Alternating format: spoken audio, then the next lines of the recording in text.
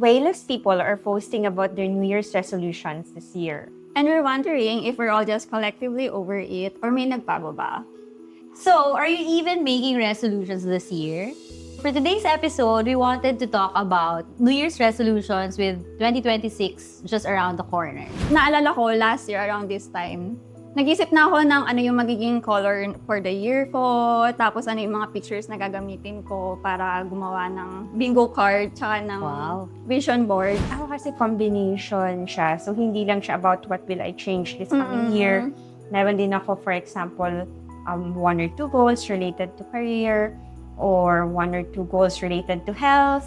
So, halo-halo siya. Tapos, nag-insert din ako ng mga affirmations in between. Pag nakita mo kasi may natitik ka or may progress, mas namomotivate ka na i-achieve yung goals. Pwede rin siguro kasi na hindi naman necessarily New Year mo siya gagawin. Pull up a chair. Drinks board. Let's talk!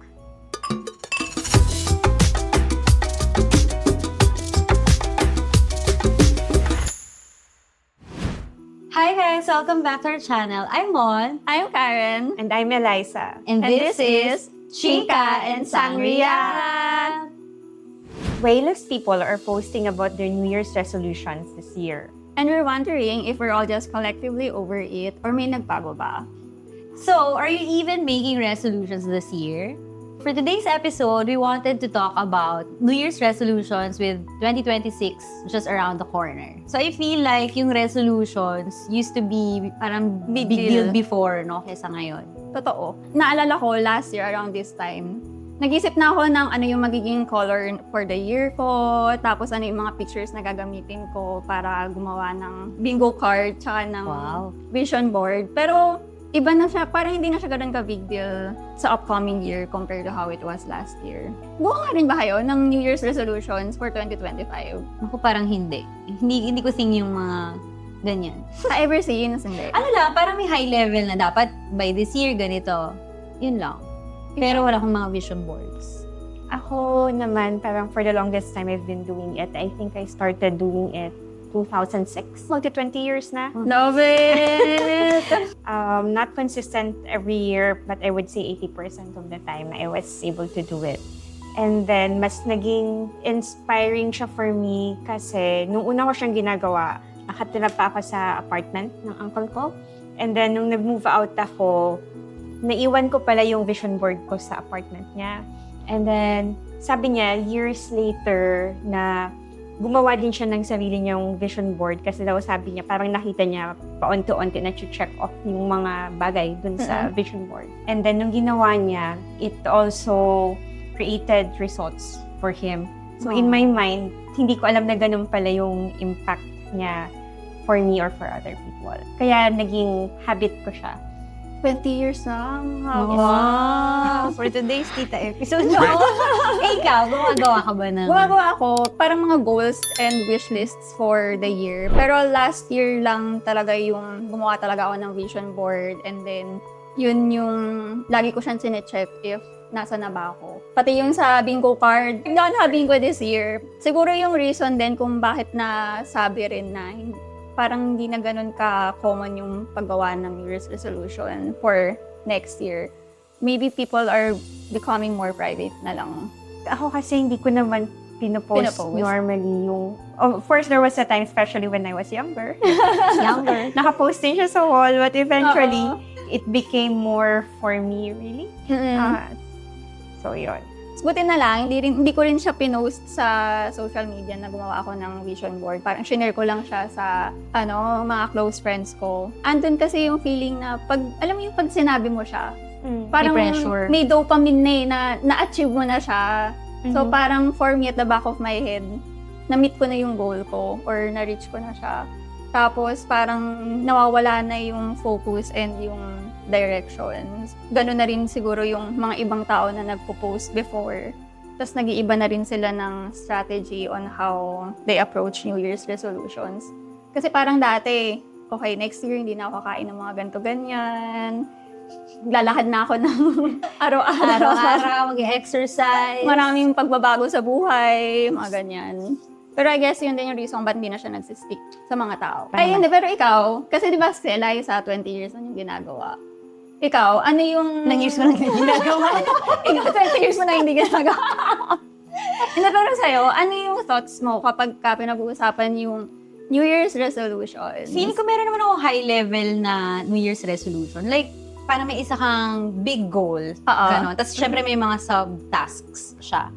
Ganon lang. Pero wala ako ng mga visuals na ginagawa. So, more on sa sa career.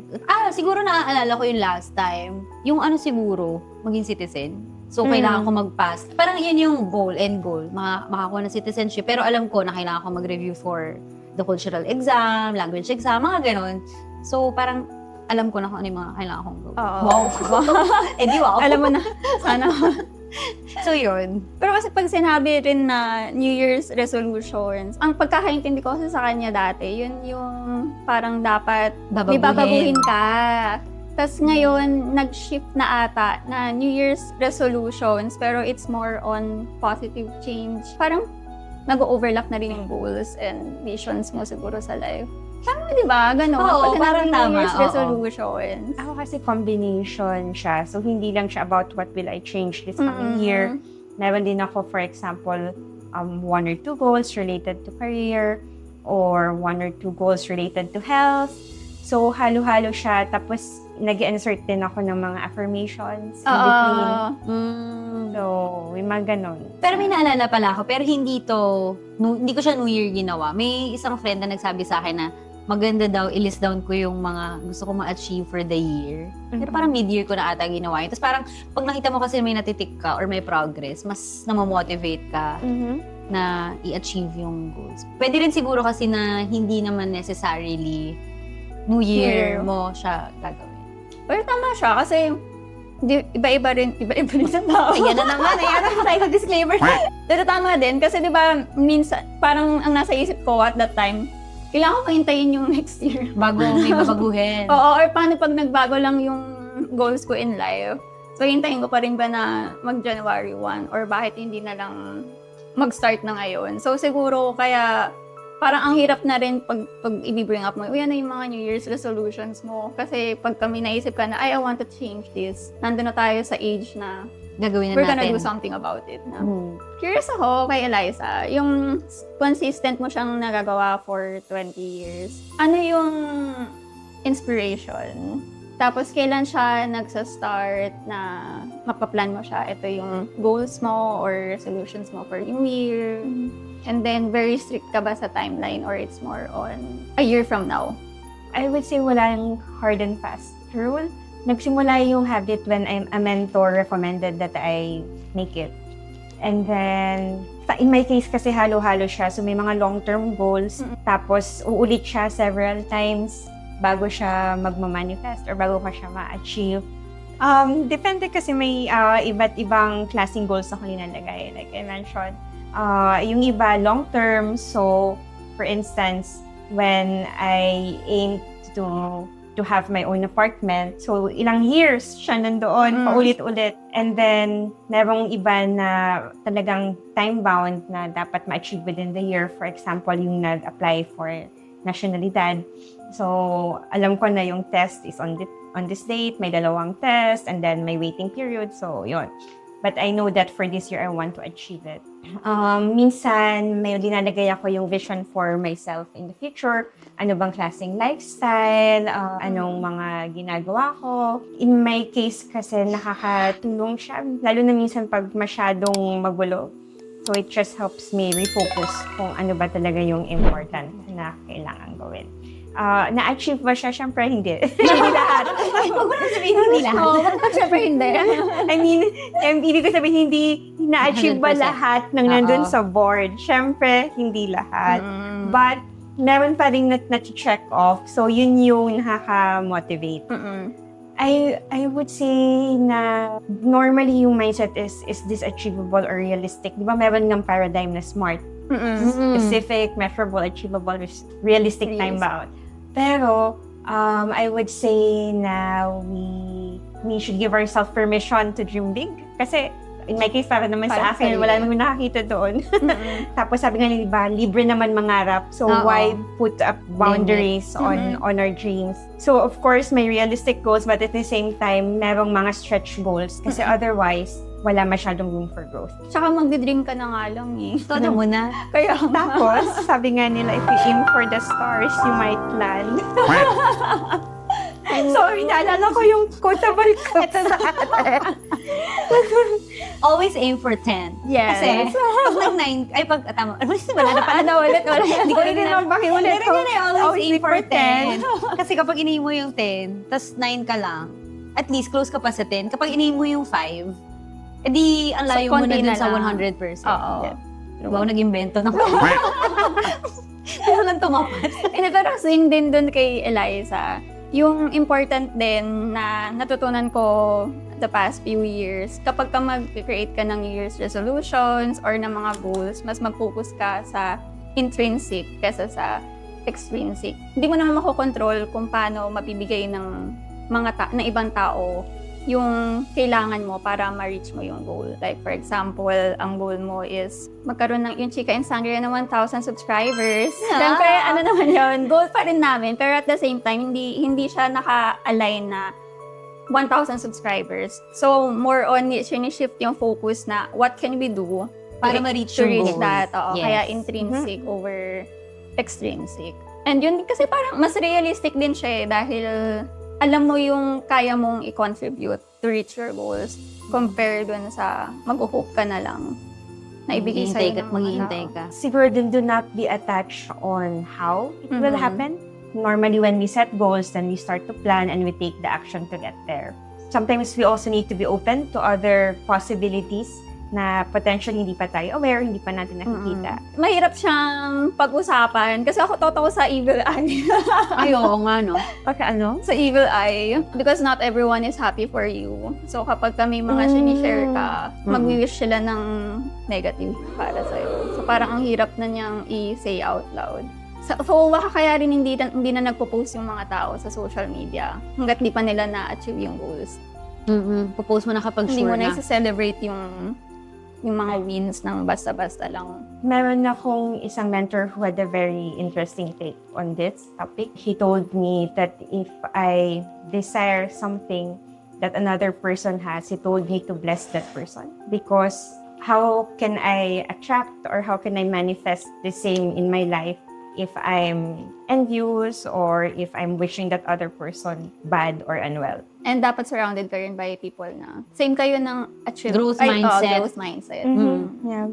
Interestingly, I was having dinner the other day with colleagues and then we were talking about AI and how it's Love changing it. the world. But the point is, we mentioned that there are always two types of outlook. So the optimist and then the pessimist. But somehow human beings manage to survive. Diba? Parang ang dami nangyari in the past na people are saying this is going to be the end of the world, but we're still here. Do we want to live as if every day is a doomsday? Or do we want to live hoping for the best and then trying to achieve the best that we can in this life?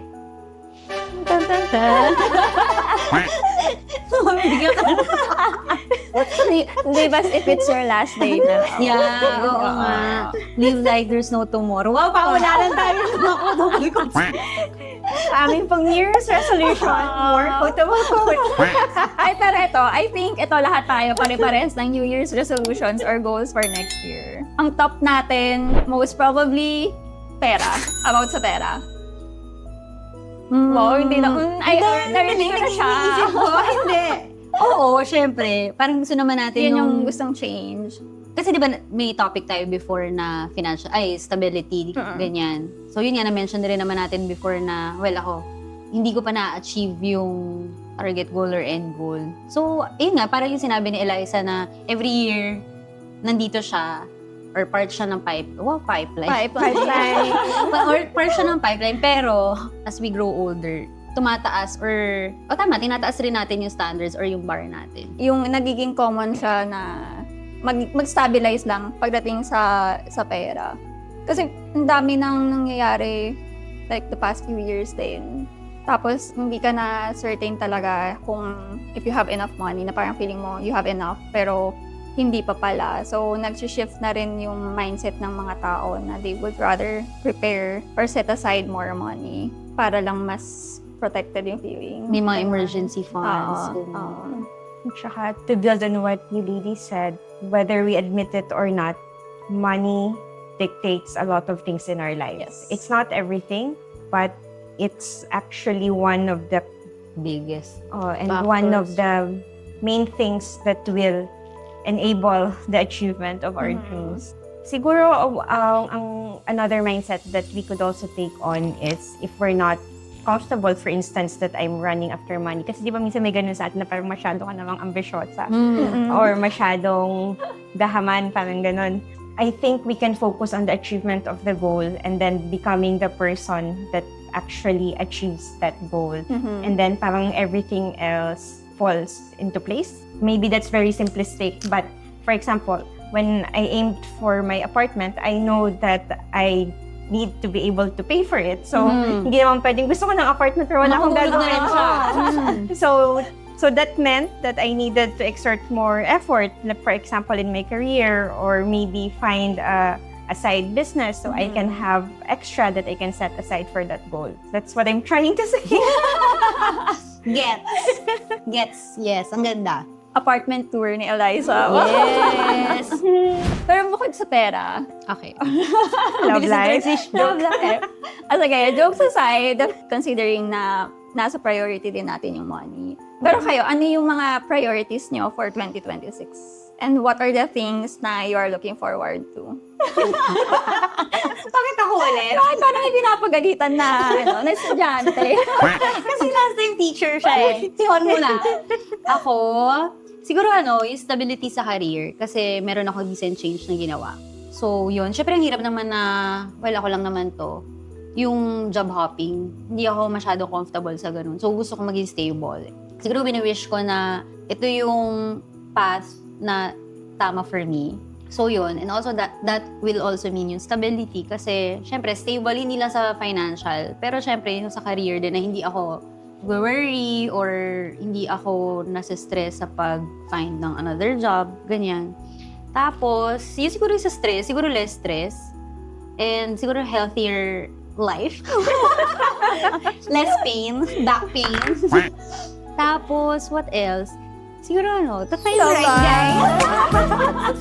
Siguro Pakiulit na pakiulit. Siguro to find the right guy for me. Diba yan?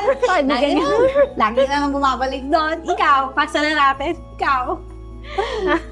So, other than money, actually maybe even more important than money, for me is yung relationships. Wow. With the right guy.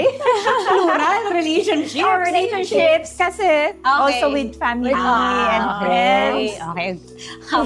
Hindi lang naman love relationship pag meron tayo.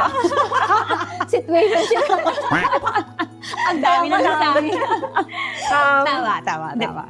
because parang more and more I'm getting present to my parents are, let's say, getting older. So I want to be able to contribute to making this part of their life happier, more comfortable.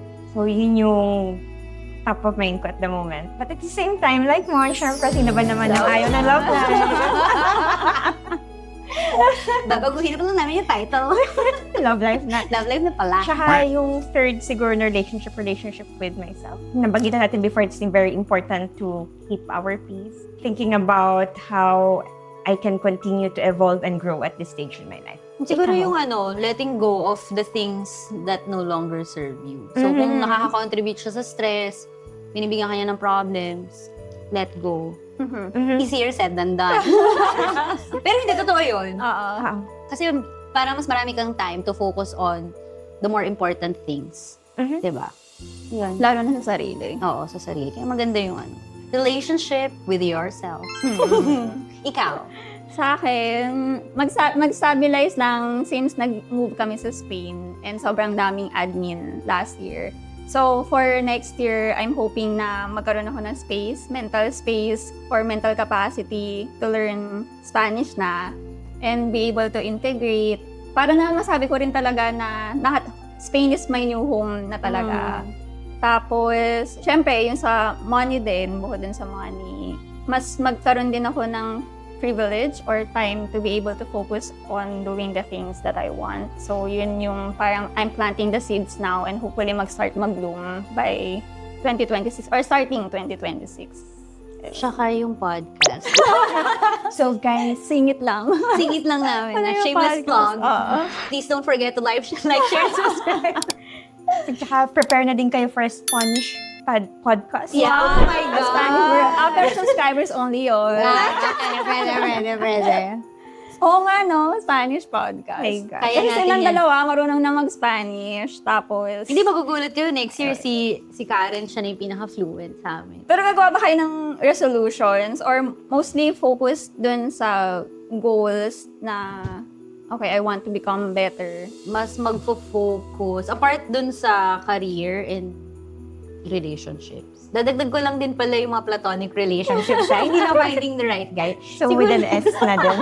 Yung siguro mas i-control yung emotions and mas wag mag-focus dun sa mga bagay na out of my control. Yun lang. Every year ko naman yata sinasabi yun. Pero sana this Nag-improve year. naman, So, ilang years na tong nasa aking goals, pero sige, we'll give it another go. Gusto ko talagang ma-improve yung Spanish ko. Agree din pala ako dyan. So, sabay-sabay tayo dyan. Spanish, so. So, yun yung isa. And then, as we said, important yung career, and then how we make money, and then relationships, ano pa bang goals? Health. Then, medyo nag-backslide ako this year. Restart ulit. Ano pa ba? Ang hirap kasi parang nag-iiba rin siya kung ano yung yung situation mo at that time. Kasi looking back, yung mga na-experience ko, probably 90% ng na-experience ko this year, hindi ko siya in-expect na mangyayari. So, sobrang biglaan. So, I guess, andun na rin yung for next year, to be prepared na lang and maybe just see how things go. Have a better mindset or pag-accept ng mga hard emotions na you have to deal with. Ganun lang. Maybe jaded na pala ako next year. Pero Who knows? mas jaded na pala ako next year. So, curious kami sa inyo guys kung paano nyo nakikita yung New Year's resolution. Ano ba siya? Something for self-improvement? So, magpo-focus sa pag-stop ng mga bagay na or habits na ginagawa natin in the past? Or mas focus ba siya sa goals? Like yung mga kinover namin nila Eliza and ni Karen. Pero kayo, tatanungin ko kayo, ano yung final or key takeaway nyo sa discussion natin ngayon? Ang hirap pala ng topic na to. Yes. Well, to be honest, originally, when we started talking about it, syempre nag-isip kami kung ano yung mga New Year's resolutions namin for, yun nga, for next year na we have so many things that we want to look forward to. Pero the more we talk about it, the deeper the conversation is. It's not something na you could just openly share. And we understand din na syempre it's not going to be the same for everyone.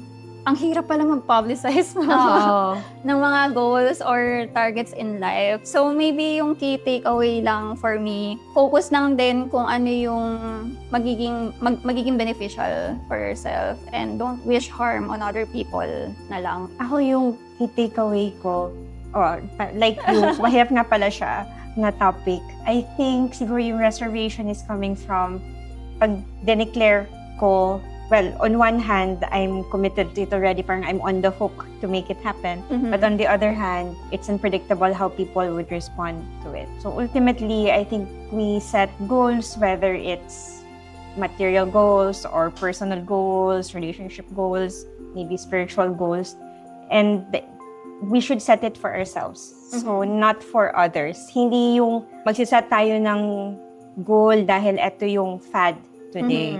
Or ito dapat yung goal kasi ito yung gusto ng parents ko for me. Something like that. Set the goal for myself.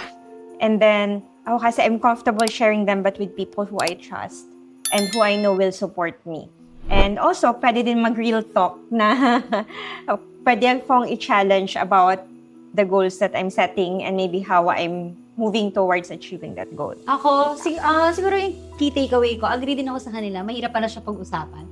Lalo na coming from me na hindi naman talaga gumagawa ng New Year's resolution. Hindi necessarily kailangan mo siyang gawin ng start of the year. Kasi, pwede naman na meron kang epiphany moment na parang, na-feel ko na, ay parang ngayon, iba na yung goal ko in life. So, hindi ko naman kailangan mag-wait until next year para i-pursue yung bago kong goal. Yun din, ang hirap niya i-verbalize kasi siguro mas sa akin lang to, baka added pressure din.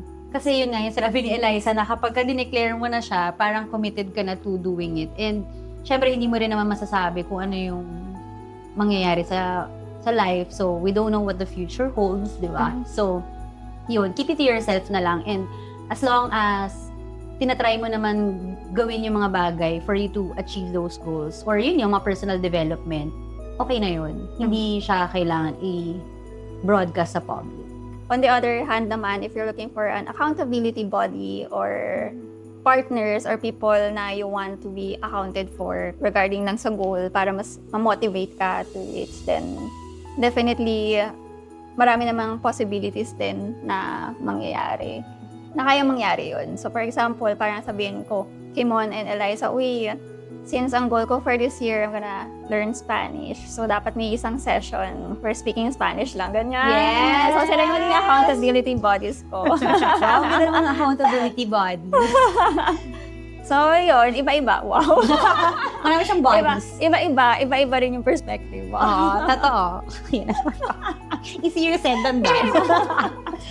Just to add to what Karen said, one thing about setting goals, it can be frustrating, especially if it seems that we're doing everything we can, but we're not moving closer towards our goals. So, gaya ng sabi mo, it's important to have support around you. Of course, the bigger the goal, the bigger the challenges, and potentially the bigger also the heartbreak or frustration that comes with it. But ganun talaga siya eh. Kasi if I'm being safe, I set a goal that I know I can achieve. Hindi ako ma-frustrate, ma-achieve ko siya. Maybe I'm not growing as much as I could. So don't be afraid to set big goals, no matter what the circumstances happening around us, kasi we never know what life will offer. I think very, very importantly, as you said, kailangan natin ng support around us. And higher risk, higher reward. No pain, no gain. isa pa. Aming pang New Year's resolution, more quotable quotes. Wala akong naisip. Ay, sige. Surprise question pala para sa akin, Eliza and Mon. Before we close this off, yung naisip ko lang bigla. So, for 2025, ano yung biggest plot twist na nangyari sa inyo? Ako? Parang ready na si Mon. Podcast talaga. Tsaka yung career change. Yun yung top 2. I think yun lang naman. Hindi naman top 2. Yun lang talaga. In my case, biggest plot twist is relationships with an S. Favorite. Because personally, I'm more calm this year. And then also relationship with family, with friends. And then also being able to meet, let's say, new people in the community. And then, meron din akong mga na-check off sa aking vision board. So, I'm very grateful for those. Congratulations. Paano?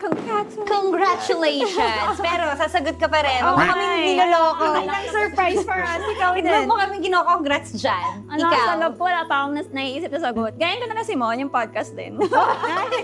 Bawal gagayin dito, Bawal diba? na, bawal Pero na. legit yun, biggest Oo. plot twist yun, yung podcast. Kasi sige, I'm gonna share. So, nasa vision board ko kasi in Bingo. Meron kasi kaming podcast before ni Miguel na we have been posting for like 2 years na. Tapos, nag-stop nung post-pandemic ba yun?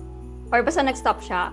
And then, sabi ko, nung beginning ng 2025, nilagay ko na sa vision board and goal na may podcast. Tapos yung sa bingo card ko na, start a weekly podcast. Yun lang. As in, start a weekly podcast. And then, I never expected na it's going to be a podcast with a friend na, ito na, 6 months and more. Oh, It's season 2. Season 2 na. Going biggest plot twist. Yes. So, kayo guys, ano yung mga New Year's resolution nyo for 2026?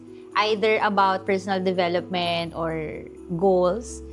Comment nyo sa comment section. So, pwede naming mabasa and you can inspire other people as well. That's it for today's episode. Thank you for listening to our New Year's resolution episode. Tell us what you think you're thinking about for the new year. And here's to 2026, whatever that means for you. Cheers! Happy New Year! Happy New Year! Bye!